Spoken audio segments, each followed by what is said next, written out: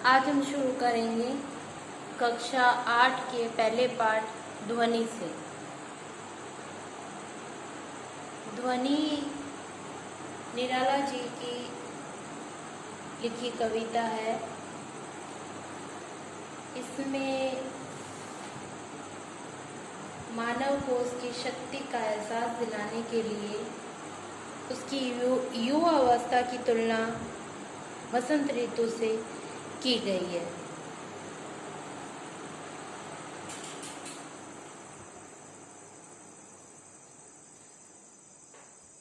कवि ने इस कविता की तुलना प्रकृति और शारीरिक अवस्था का बड़े ही सुंदर तरीके से वर्णन किया है।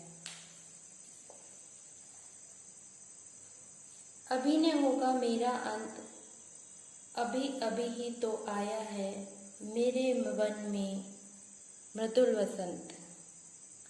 अभी न होगा मेरा अंत, हरे हरे ये पात, डालियाँ कलियाँ कोमल गात, मैं ही अपना स्वपन मृदुल कर फेरूंगा निदित कलियों पर जगा एक प्रत्युष मनोहर।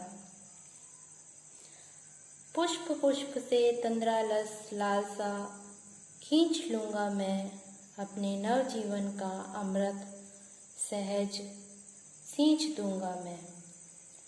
द्वार दिखा दूंगा फिर उनको है मेरे वे जहाँ अनंत अभी न होगा मेरा अंत। अब हम इनके प्रश्न उत्तर करेंगे।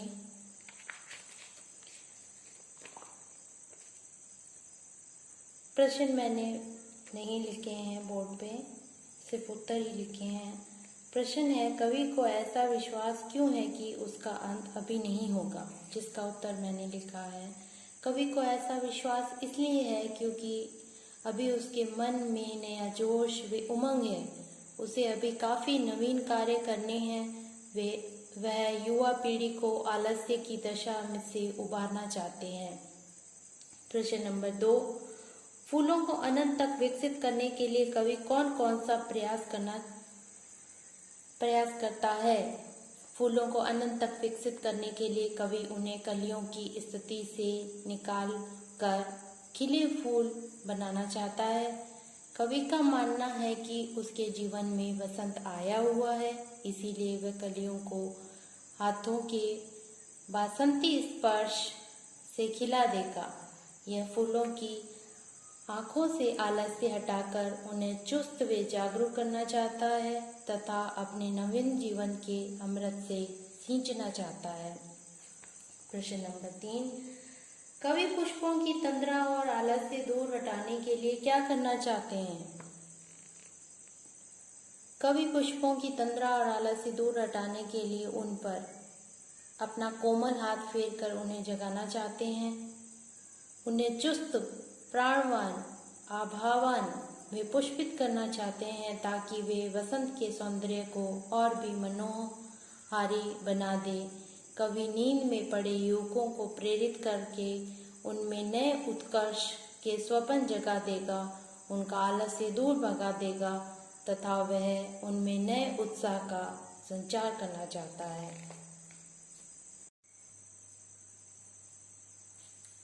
प्रश्न 4, वसंत ऋतु में आने वाले प्रश्न 4, वसंत ऋतु को ऋतुराज क्यों कहा जाता है? आपस में चर्चा कीजिए। वसंत को ऋतुराज इसलिए कहा जाता है क्योंकि यह ऋतु का राजा होता है, ऋतुओं का राजा होता है। इस ऋतु में प्रकृति पूरे यौवन पर होती है। इस ऋतु के आने पर सर्दी कम हो जाती है, मौसम सुहावना हो जाता है। इस समय पंच तत्व अपना प्रकोप छोड़कर सुहावने रूप में प्रकट होते हैं। पंच तत्व जल, वायु, आकाश, अग्नि, धरती सभी अपना मोहक रूप दिखाते हैं। प्रश्न नंबर 5, बसंत ऋतु में आने वाले त्योहारों के विषय में जानकारी एकत्र कीजिए और किसी एक त्योहार पर निबंध लिखिए।